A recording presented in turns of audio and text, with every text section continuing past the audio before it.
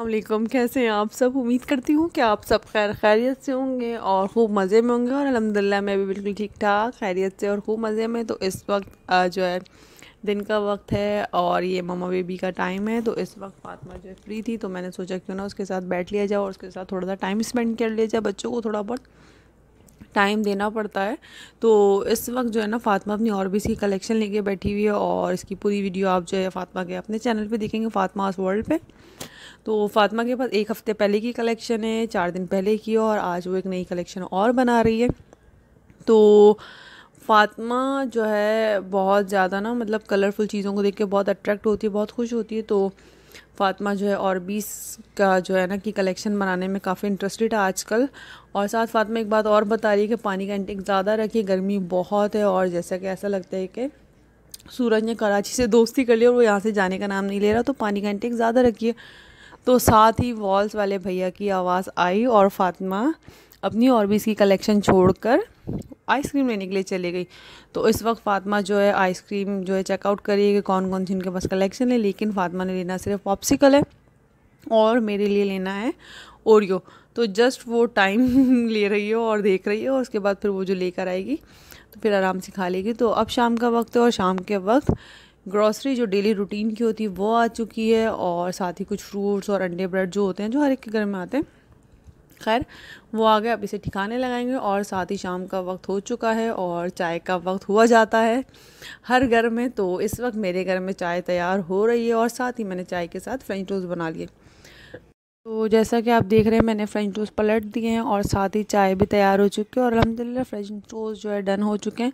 अब मैं इसे निकाल लूँगी और अल्हम्दुलिल्लाह हमारी शाम की चाय बिल्कुल तैयार है। मैं चाय पीऊँगी। और साथ ही मैंने क्या किया था, मैंने फातिमा के लिए फ्रूट्स काट लिए थे और ये इसका कार्टून टाइम है, ये कार्टून देख रही है और साथ ही फ्रूट खा रही है।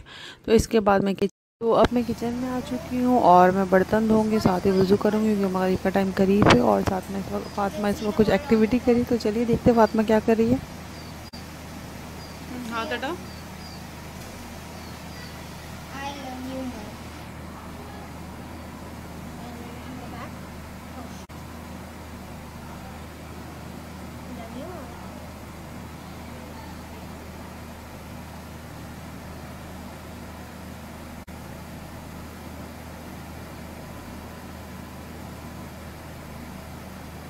I love you more. I love you too. Now and then this one side was now good. तो खैर अब जो है मैं नमाज़ पढ़ के किचन में आ चुकी हूँ और वीडियो से आपको अंदाज़ा हो गया होगा। तो अब इस वक्त मैं बना रही हूँ बहुत ही मज़ेदार किस्म की कड़ी। ये वीडियो जो है मैं अपने चैनल पे पहले अपलोड कर चुकी हूँ। और अगर आप कहेंगे, बल्कि मैं जो है ऐसा करूँगी कि जो डिस्क्रिप्शन बॉक्स है उसमें इसका लिंक शेयर कर दूँगी, तो अगर आप देखना चाहें तो वहाँ जाके देख सकते हैं। इंस्टेंट बन जाने वाली ये कड़ी है और कोई लंबी चौड़ी इसकी कहानी नहीं है कि आप सुबह चढ़ाएं तो ये रात में पकेगी। आप यकीन मानिए 1 घंटे में बन जाएगी और इसका टेस्ट एज़ कम्पेयर जो लंबी चौड़े टाइम वाली जो कड़ी होती है उससे बहुत बेहतर होता है। आप ट्राई कीजिएगा तो आपको अंदाज़ा हो जाएगा कि ये कैसे बनी है, सेम वैसे ही बनी है या उससे अच्छी बनी है। तो आप रेसिपी ट्राई करिएगा तो फिर आपको पता चल जाएगा कि कड़ी कैसे बनी थी। मेरे साथ एक बैड लग ये हो कि आज मेरा ग्राइंडर नहीं चल रहा था। जब मैंने सारा सामान उसमें डाल दिया और मैंने मशीन ऑन की तो वो नहीं चली। तो खैर मसला नहीं है। तो जब जिस वक्त ये चीज़ें नहीं थी उस वक्त भी काम हो रहे थे, खाने बन रहे थे, तो मैंने भी सोचा क्यों ना हाथों की मेहनत से थोड़ा काम किया जाए। तो इस वक्त मैंने क्या किया कि दही ले ली और विस्क ले लिया और विस्क की मदद से मैं अच्छे से दही को फेंट लूँगी। कि दही को मैं क्या करूँगी, लम्स फ्री कर दूँगी। जो इसमें गुठलियाँ नज़र आ रही हैं इसे लम्स फ्री कर दूँगी। तो इससे क्या होगा कि हमारी जो दही है ना वो जो है बड़ी शाइनी और बहुत ही ना स्मूथ सी बनेगी। तो इसकी गुठलियाँ हम ख़त्म करेंगे। तो जब ये स्मूथ हो जाएगी, लम्स फ्री हो जाएगी, तो फिर हम इसके अंदर बाकी का सामान ऐड करेंगे। लेकिन आप क्या कीजिएगा, अगर आपके पास ग्राइंडर हो और वो चल रहा हो तो उसमें ये सारा सामान जो मैं बता रही हूँ वो डालिएगा और इसे पीस लीजिएगा। तो इस वक्त जो है मैंने क्या किया, प्याज और टमाटर को कद्दूकश कर लिया। और जो थोड़े बहुत मोटे मोटे प्याज आपको नज़र आ रहे हैं, ये जब मैं इसे कद्दूकश कर रही थी तो जो लास्ट का पार्ट रह जाता है तो मैंने पूरा सेफ साइड उसे जो है क्रश वो जो है कद्दूकश नहीं की साथ ही अब इसके अंदर डाल देंगे 6 से 7 टेबल स्पून भर के बेसन के। तो ये जो मेजरमेंट मैं आपको बता रही हूँ बिल्कुल परफेक्ट है। ऐसा नहीं है ना ये बहुत ज़्यादा कम है और ना ही ये बहुत ज़्यादा है। ठीक है, आप इसी रेसिपी को फॉलो करके जो है कढ़ी बनाइएगा, तो आप देखेंगे बहुत ही मज़ेदार, यकीन मानिए बहुत ही मज़ेदार और बहुत ही यमी किस्म की जो है ना आपकी कढ़ी तैयार होगी। साथ ही इसमें कुछ बेसिक मसाले जाएंगे, जिसमें नमक, लाल मिर्च 1 टेबलस्पून, हल्दी 1 टीस्पून और मेथी दाना जो है 1 चुटकी जितना वो। साथ ही 1 टीस्पून जो है अदरक और 1 टीस्पून लहसुन वो डाल दिया। और अब इसे अच्छे से मिक्स करेंगे। जब ये सारे मसाले अच्छे से दही के साथ मिक्स हो जाएंगे तो फिर मैं इसमें क्या करूँगी, पानी डाल दूँगी। लेकिन अगर आप टाइम सेव करना चाहते हैं और आपके पास ग्राइंडर है तो इतनी मेहनत करने की कोई ज़रूरत नहीं, कोई टेस्ट में फ़र्क नहीं आता। ट्रस्ट मी, इसका टेस्ट बिल्कुल वैसे ही होगा जैसे जो है सुबह से लेकर शाम तक की वाली कढ़ी होती है। लेकिन मैं अगर आपको कहूँ तो इसका टेस्ट उससे कहीं ज़्यादा बेहतर होगा। तो जैसा कि आजकल की रूटीन है, आजकल की लाइफ है बहुत बिजी हो गई है, लोगों के पास बिल्कुल टाइम नहीं है, तो मैंने उन्हीं चीज़ों को मद्देनज़र रखते हुए ये कढ़ी बनाई है। जैसा कि अगर कोई मतलब कोई वर्किंग वूमेन है, कोई हाउस वाइफ है जिनके छोटे छोटे बच्चे हैं और उनका दिल करे कि मुझे कढ़ी बनानी, लेकिन वो ना बना सके क्योंकि पूरा दिन देना है, तो उनके लिए बहुत ही अच्छी रेसिपी है। आप बनाएं, 1 घंटे में फारिग हो जाएं और फिर इंजॉय करें। क्योंकि आई नो कढ़ी चावल काफ़ी लोगों को पसंद है, होता है, और गर्मियों में ये ज़्यादा शौक़ से भी खाया जाता है। तो खैर मैंने बना लिया, तो ये मेरे 2 दिन का स्टॉक है, तो मेरा जब दिल करेगा मैं निकालूंगी, गर्म करूँगी और खा लूँगी। तो आप बनाएं, इंजॉय करें और मुझे दुआओं में याद रखें अगर आपको मेरी रेसिपी अच्छी लगे। और जब आप बनाएंगे तो यकीन मानिए कि आप मुझे दुआ ही देते रहेंगे कि इतनी मज़ेदार बनी है। और इस वक्त अगर आप देख रहे हैं कि मैं इसमें पानी ऐड कर रही हूँ, और पानी जो है मैंने इसके अंदर जो है 6 गिलास डाला था। और साथ ही आप इसमें देख रहे हैं कि प्याज और टमाटर के कुछ जो है ना पीसेस नज़र आ रहे हैं। तो जब मैं कद्दूकश कर रही थी, जो लास्ट के पीसेस रह गए थे वो मैंने ऐसे डाल दिया। तो इससे क्या होगा, जब मैं कढ़ी बॉयल करने रखूँगी, जब कढ़ी में एक अच्छे से बॉयल आ जाएगा, फिर मैं क्या करूँगी, उसे धीमी आंच पे रख दूँगी। तो जब धीमी आंच पे रख दूँगी तो 15 मिनट के बाद मैक्सिमम मैं क्या करूँगी, मैं इसे छान लूँगी। तो मैं कैसे करूँगी मैं आपको बताऊँगी। तो इस वक्त चूल्हा बंद है, तो आप ये देख सकते हैं। सबसे पहले मैं चूल्हा ऑन करूँगी, तो देगची साइड पे रखते हैं और चूल्हा ऑन करते हैं। बिस्मिल्लाहिर्रहमानिर्रहीम। चूल्हा हमने ऑन कर लिया है और अब इसके ऊपर ये देगची रख देंगे। इसमें एक चीज़ आपने जो मतलब मोस्ट इम्पॉर्टेंट जो चीज़ वो ये है कि जब आप कढ़ी चूल्हे पर रख दें तो आप इसमें मुस्तकिल चम्मच चलाते रहें इतनी देर तक कि जब तक कढ़ी में उबाल ना आ जाए। बस आपको इतनी मेहनत करनी है, ठीक है।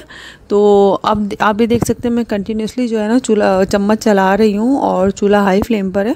तो जब इसमें उबाल आ जाएगा तो मैं इसे लो फ्लेम पे रख दूँगी। और साथ ही मैं पकौड़ों की तैयारी कर रही हूँ। तो इस वक्त जो है कढ़ी में उबाल आ चुका था, फ्लेम मैंने लो कर ली थी। साथ ही इस वक्त जो है मैं तैयार करी हूँ पकौड़े।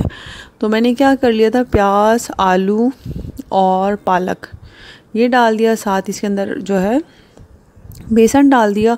और बेसन डालने के बाद इसके अंदर जो कुछ मसाले जो बेसिक्स हैं, जिसमें ज़ीरा, कुटी मिर्च, साबित धनिया, साबित ज़ीरा और नमक और थोड़ी सी हल्दी और आधी चमची से थोड़ा कम सोडा मीठा वो डाल देंगे। और साथ ही पानी डाल के इसे अच्छे से मिक्स कर लेंगे। और इसके बाद हमारे पकोड़े का जो बैटर है वो तैयार हो चुका है। और अब चलें पकोड़े फ्राई करते हैं। तो पकोड़े फ्राई करने से पहले हम चलते हैं कढ़ी की तरफ। कढ़ी को तकरीबन पकते हुए 20 मिनट हो गए। इस वक्त मैं क्या कर रही हूँ, छन्नी की मदद से जितना भी एक्सेस प्याज और टमाटर है जो मोटा मोटा है वो इसे रिमूव कर रही हूँ। इससे क्या होगा, कढ़ी काफ़ी शाइनी और जो है ना बड़ी स्मूथ सी बनेगी। अगर मैं इसे ग्राइंडर में ब्लेंड करती ना तो मुझे ये सब करने की कोई ज़रूरत नहीं होती। मैं पकाने से पहले इसे जब मैं पतीले में डालती तो उस वक्त मैं इसे छान लेती। तो लेकिन ऐसा पॉसिबल नहीं हुआ। तो अभी काफ़ी मेहनत हो रही है और अल्हम्दुलिल्लाह ये जो है अच्छे से छन चुकी है। और मैं इसे धीमी आंच पे मज़ीद 20 मिनट और पकाऊंगी। साथ ही दूसरे चूल्हे पर मैंने चावल जो है चढ़ा दिए थे, चावल का पानी चढ़ा दिया था। चावल का पानी गर्म हो चुका था, मैंने इसके अंदर चावल डाल दिए क्योंकि कढ़ी बिना चावल के नामुमकिन सी बात है। और साथ ही दूसरी तरफ जब तक चावल पक रहा है मैं क्या करी, दूसरी तरफ तड़के की तैयारी करूँ। लाल गोल मिर्च, ज़ीरा और लहसुन, ठीक है, ये ले लेंगे। और साथ ही इसके अंदर डालेंगे कड़ी पत्ता। कड़ी पत्ता का इस्तेमाल जो है हम करेंगे, मतलब ये आपके ऊपर है आप कितना डालना चाहते हैं। मैंने काफ़ी जो है ना मैंने सुखा के पहले से रखी हुई थी कड़ी पत्ता, तो वो इसमें डाल देंगे। और साथ ही दूसरे चूल्हे पर अब चावल पे दम आ चुका है, तो मैंने उसे वहाँ चूल्हे से हटा दिया है और अब इस चूल्हे पे मैंने ऑयल चढ़ा दिया है। इसमें पहले पकोड़े फ्राई करेंगे और इसी ऑयल में हम बाद में तड़का तैयार करेंगे। तो इस वक्त चलिए पकोड़े फ्राई करते हैं।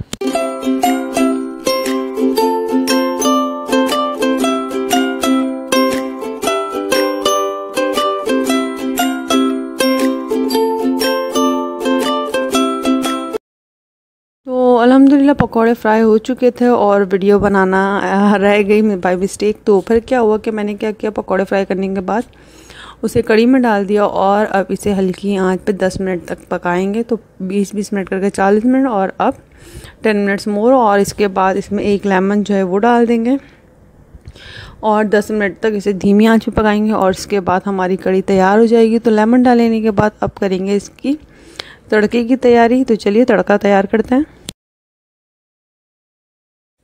तो तड़के के लिए मैंने ऑयल डाल दिया। ऑयल अपने हिसाब से आप डालिएगा, कम ज़्यादा आप कर सकते हैं। साथ ही इसके अंदर पहले लाल गोल मिर्च डाली, उसे अच्छा सा कि फ्राई किया और इसके बाद धीमी आंच पर, ताकि इसके अंदर के सीड्स भी अच्छे से क्रिस्पी हो जाएं और अच्छे से फ्राई हो जाएं। साथ ही इसके अंदर मैंने डाल दिया लहसुन हल्के से जब गोल्डन ब्राउन हो जाएंगे तो इसके बाद इसमें डाल देंगे हम 1 टेबलस्पून भर के ज़ीरा।